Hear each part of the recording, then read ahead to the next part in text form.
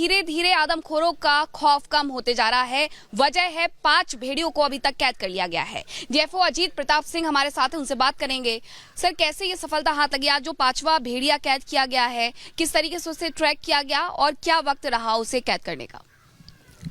ये ट्रैक करने की बात कर रही हैं आप।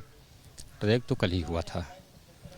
कल थर्मल ड्रोन से हम लोग ढूंढ रहे थे, तो थर्मल ड्रोन में क्या होता है कि उसके एक चमक आती है। ये नहीं आइडेंटिफाई होता है कि वो कौन सी जानवर की चमक है। तो उसी कैमरे में दोनों होता है, हम सेटिंग होता है उसमें नॉर्मल भी देखते हैं। तो नॉर्मल कैमरे से जब देखा गया तो वो तमाम ज़्यादा क्या है, झाड़ियों के नीचे छुपे होने के कारण वो स्पष्ट नहीं हो पाता कि कौन सा जानवर है। तो काफ़ी परेशानी हुई, कई दिन से हम लोग ढूंढ रहे थे। कल फिर हमने पगमार्क ढूंढना शुरू किया, तो संजोग से शाम को 5 बजे हमको एक जगह पगमार्क मिलने शुरू हो गए। पगमार्क के साथ चलते हम लोग काफ़ी दूर निकल गए और फिर एक जगह अचानक पगमार्क ख़त्म हो गया, तो वो जाहिर सी बात थी कि वहीं कहीं रुक गया। आगे जाता तो आगे मिलते, तो ट्रेस तो हो गया, हम समझ गए वो यहीं है। फिर इसके बाद शाम ज़्यादा हो चुकी थी, तो हम लोग वहाँ पूरी टीम के साथ, पिंजड़े के साथ, जाल के साथ, जो कुछ भी उसके लिए जो आवश्यक चीज़ें होती हैं, हर चीज़ के साथ हम लोग स्टे करके रात में सुबह 5 बजे जब विजिबिलिटी थोड़ा सा हुई, फिर हम लोगों ने ऑपरेशन करना शुरू किया। और ये कह लीजिए कि संजोग था, भाग्य अच्छा था कि ज़्यादा मेहनत नहीं करनी पड़ी, जल्दी हाथ लग गया वो। आपकी जो स्ट्रेटजी थी, आपने पगमार्क को फॉलो किया, तो क्या ये 6वें भेड़िए के लिए भी इसी तरीके की स्ट्रेटजी रहने वाली है पकड़ने के लिए? हाँ, क्योंकि दिक्कत तो आ रही है। अभी जैसे धूप अधिक है, धूप में उसको थर्मल ड्रोन में कैप्चर करना थोड़ा कठिन होता है, उसको समझना कठिन होता है, क्योंकि उसके वन्य जीव ही नहीं बल्कि जो आसपास की ज़मीन गर्म, उसकी गर्मी भी कैच कर लेती है, तो दिक्कत होती है। तो वैसी स्थिति में हम लोग पगमार्क पर ज़्यादा भरोसा करते हैं।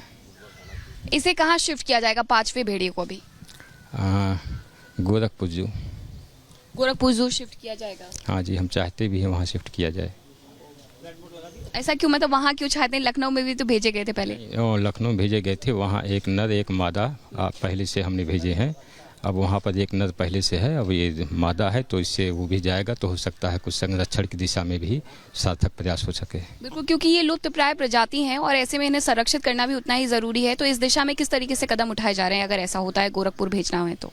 जी हाँ, इसीलिए जो है दोनों नर मादा दोनों साथ में रहेंगे, तो निश्चित रूप से ये संरक्षण की दिशा में ही सार्थक प्रयास है।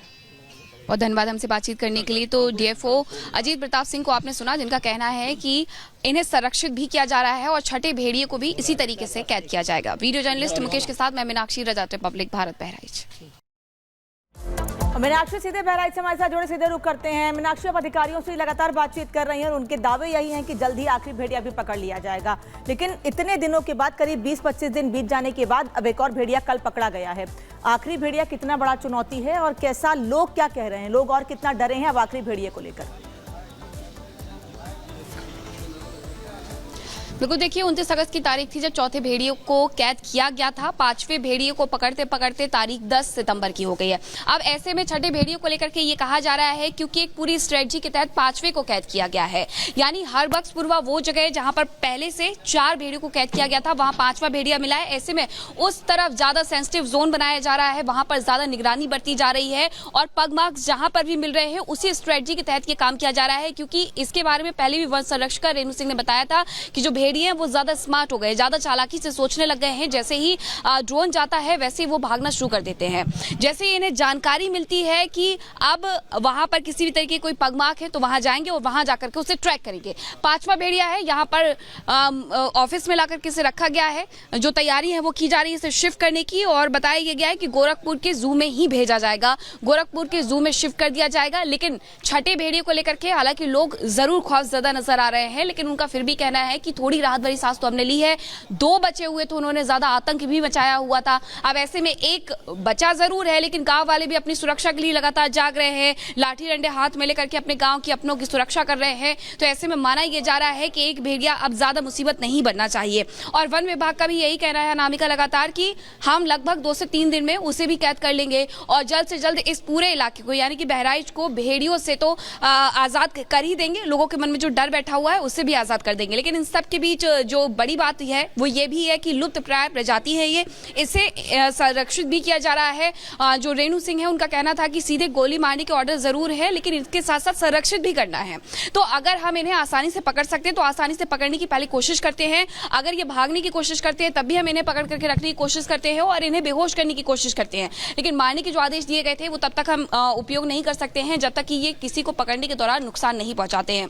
यानी वन विभाग की टीम इस बात पर पूरा फोकस कर रही है कि जो लुप्त प्राय प्रजाति है उसे पूरी तरीके से संरक्षित भी किया जाए और जो गांव वाले हैं जो खौफ ज़्यादा हो रहे हैं उन्हें भी खौफ से आज़ादी दिलाई जाए। यही वजह है कि अब ऑपरेशन जो लगातार चल रहा था, स्नाइपर्स की टीम हो, हंटर्स की टीम हो, लगातार वहां पर उनकी तैनाती थी। हर वक्त पूर्वा में हमने जाकर के खुद ये रिपोर्टिंग की थी कि ड्रोन से निगरानी रखी जा रही है। हंटर्स और स्नाइपर्स की जो टीम है उसे बाकायदा वहां पर पहले से ही बता दिया गया है कि आपको किस किस एरिया में जाना है, किस किस क्षेत्र में जाना है। एक बड़ी जिम्मेदारी यहाँ पर हो जाती है वन विभाग के पास, क्योंकि ना सिर्फ इन भेड़ियों के संरक्षण का काम उनको करना है बल्कि जिस तरीके से नुकसान लोगों को पहुंचा रहे हैं उसे कैसे रोका जा सके और जो छठवां भेड़िया बाहर है उसे पकड़ लिया जाए। बहुत बहुत शुक्रिया आपका। आगे बढ़ते हैं और आप बात कर लेते हैं समाजवादी पार्टी के उस नेता के बारे में जिसके घर पे एक नाबालिग लड़की का शव मिला है। अब शव कैसे मिला है ये भी सवाल खड़ा होता है। क्या पूरा मामला इसके पीछे बताया जा रहा है, इसको लेकर जांच की जा रही है। दरअसल फंदे पर लड़की का शव लटका हुआ मिला है जिसके बाद से अब जांच की जा रही है। विधायक के आवास पर कई साल से घरेलू कामकाज ये लड़की करती थी। मृत लड़की बदोही शहर की रहने वाली बताई जा रही है। यहाँ के जो लोकल एमएलए हैं उनके घर में उनके यहाँ जो एक लड़की 17 वर्षीय बालिका काम करती थी 6-7 साल से, और आज ऐसी सूचना मिली कि छत पर एक कमरे में उसने फांसी लगा ली है। तो सूचना पाते ही जो है पुलिस और फॉरेंसिक की टीम वहां पे पहुंची थी। शव को जो है कब्जे में लिया गया। उच्च अधिकारियों ने भी मौके का मुआयना किया और पोस्टमार्टम की कार्रवाई की जा रही है। हर बिंदु पे जांच की जा रही है। चलिए आगे बढ़ते हैं। सफाई मांगे गुंडा टैक्स, ये हम क्यों कह रहे हैं? क्योंकि देखिए महोबा जिले के सांसद के पुत्र प्रतिनिधि और समर्थकों ने ठेकेदार के साथ मारपीट कर दी है, जिसके बाद पुलिस ने सपा सांसद के पुत्र, सांसद प्रतिनिधि सहित एक अन्य व्यक्ति को जो है कई धाराओं के तहत मुकदमा उनके खिलाफ दर्ज कर लिया गया है। आरोप यह है कि सपा सांसद का जो पुत्र है प्रतिनिधि बालू के जो गुंडे हैं वो लगातार वसूली कर रहे थे, यानी कि टैक्स मांग रहे थे, जिसके विरोध के बाद 2 पक्षों में झड़प भी हो गई, जिसका वीडियो सोशल मीडिया पर अब जबरदस्त तरीके से वायरल भी हो रहा है। गाली दे रहा है यार, अरे माँ की गाली दे रहा है, ये माँ की गाली दे रहा है, ये माँ की गाली देगा, गाली दे रहा है मुझे। सत्ता की हनक जब सिर चढ़कर बोलती है तो शायद ऐसा ही होता है। यूपी में वैसे तो योगी बाबा का शासन चल रहा है, लेकिन यूपी के महोबा में समाजवादी पार्टी के सांसद पर समानांतर सरकार चलाने का आरोप लग रहा है।